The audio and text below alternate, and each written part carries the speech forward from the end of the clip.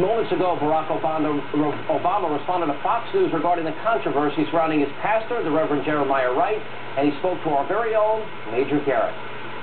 Senator Obama, thank you very much for joining us on Fox. I want to ask you a set of basic sort of threshold questions about your faith experience at Trinity United Church of Christ, because I think they will help Americans understand the story. So the first question, how long have you been a member in good standing of that church? You know, I've been a member since 1991 or 92,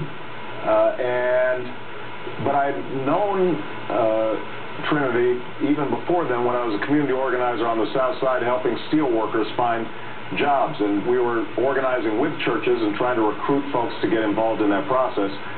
Trinity was one of the churches that we tried to get involved in some of these community projects. As a member in good standing, were you a regular attendee of Sunday services? You know, I won't say that I was a perfect attendee. I was regular in spurts because there were times where, you know, for example, our child had just been born, our first child, and so we didn't go as regularly then. When you attended, sir, when you attended, did you donate frequently? Yes. Okay. Were you and Michelle married there, and did Reverend Wright preside? Yes. Were you two daughters baptized there, and did Reverend Wright preside over the baptisms? That is correct, Major. Very good. I wanted to talk to you about your statement released this afternoon, because earlier today when I contacted your campaign and I asked them if there was any way the campaign felt the need to add further context, add further distance between yourself and the statements of Reverend Wright, the one-word answer I received was no. Then late this afternoon, you have a statement that says, I vehemently disagree, strongly condemn. I'm trying to understand the evolution between this morning and this afternoon, and I'd like to know specifically, Senator, what you vehemently disagree with and what you strongly condemn. Well, Major, I got to confess that, as you know, I was voting in the Senate all day yesterday, so I wasn't following this story as carefully as I could have been. And then I flew back to Chicago. When I saw these statements, many of which I had heard for the first time, then I thought it was important to make a very clear and unequivocal statement. None of these statements were ones that I had heard myself personally in the pews.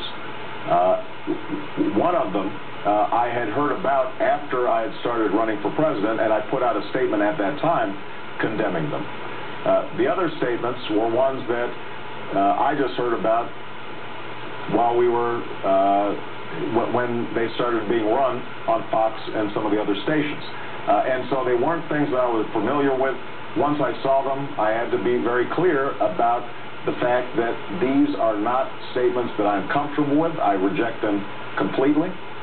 They are not ones that reflect my values or my ideals or Michelle's, and that had I heard them, had I been sitting in the church at the time that they were spoken, I would have been absolutely clear to Reverend Wright that I didn't find those acceptable. Sir, would you have quit the church had you heard them personally? You know, I guess keep in mind that, just to provide more context, this is somebody who I've known for 20 years. Pastor Wright has been a pastor for 30 years. He's an ex-Marine. He is somebody who is a biblical scholar, has spoken at theological seminaries all across the country, from the University of Chicago to Hampton. And so he is a well-regarded preacher and somebody who is known for talking about the social gospel, but most of the time when I'm in church, he's talking about Jesus, God, faith, values, caring for the poor. Those were the messages that I was hearing. And so, I think that the statements that have been strung together are compiled out of hundreds of sermons that he delivered over the course of his lifetime. But obviously, they are ones that are, from my perspective, completely unacceptable and inexcusable. And if I had thought that that was the tenor or tone on an ongoing basis of his sermons, then yes, I don't think that it would have been reflective of my values or my faith experience. So quick yes or no, if you'd heard them in person, you would have quit? if I had heard them repeated, I would have quit. I mean, obviously, understand that this is somebody who is like an uncle. If you have, to me, he's somebody who helped me find Christ, and somebody who always talked to me in very powerful ways about relationship to God and our obligations to the poor.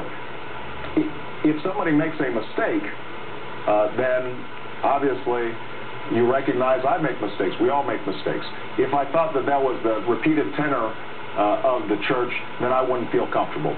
But frankly, that has not been my experience at Trinity United Church of Christ. In the time we have remaining, you said that in your statement today, when I first heard these, I was beginning my campaign, yet you did not begin your campaign on December 4th, 2007, when in a press release your campaign announced that Reverend Wright was a part of a quote-unquote African-American Religious Leadership Committee. I'd like you to try to help me understand the inconsistency there. Because obviously, if you knew about the beginning of your campaign and you put him on this committee later, you would have been aware. Wait. Major, I didn't know about all these statements. I knew about one or two statements that had been made. And as a consequence, as I said, if it was just a function of one or two statements, then that's not something that would lead me to distance myself from either my church or my pastor. And if I was going to have a committee talking about faith issues, which we've been very active in doing all across the country, reaching out to evangelicals and talking to the church communities all across the country, it would not make sense if my own pastor wasn't on that committee. Now, Pastor Wright is retiring, and part of the reason that this is not an issue, once it came to my attention, that we pressed very hard was the fact that he is on the brink of retirement. He's preached his last sermon. He's taken a sabbatical. He is not going to be active in the church and has not been active in my campaign, and he is no longer a part of that committee. But my judgment at the time was that this was not as problematic as what I've seen over the last couple of days. Senator Obama, always a great pleasure to talk to you, sir. Safe travels. We'll see you on the campaign trail. Major, thank you for taking the time. I appreciate it.